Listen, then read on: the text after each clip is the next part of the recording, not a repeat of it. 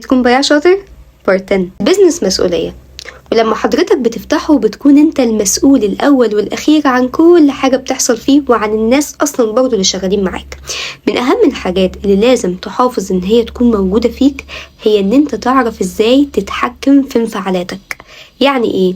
يعني دايما امشي بمبدأ ان الزبون دايما على حق، بس من غير ما تأذي نفسك وتأذي اللي شغالين معاك، من غير ما تكسر كرامتهم.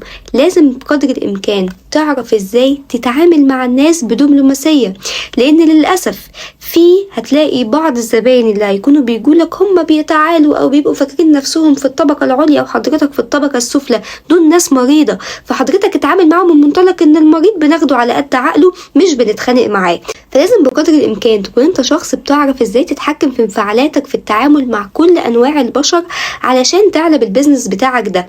فحاول ان انت ما يبقاش عندك العصبية بشكل مفرط، ما يبقاش عندك حتة ان انا الاقي قدامي بني ادم غبي فاقول له انت غبي في وشه. مفيش الكلام ده، معلش امسك نفسك كده. وحاول بقدر الامكان ان انا ارد على الناس بالطريقة اللي ترد لي كرامتي واحترامي، وفي نفس الوقت اتحمل اللي قدامي فيها واحترمه.